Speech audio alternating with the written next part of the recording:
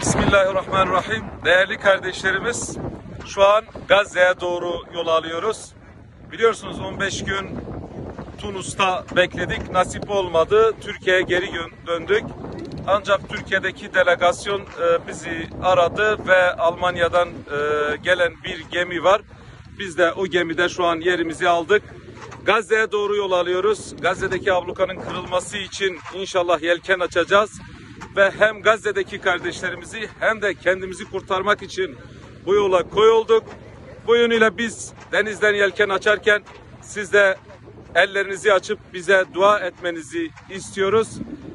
Haklarınızı helal edin. Selametle, sağlıcakla kalınız.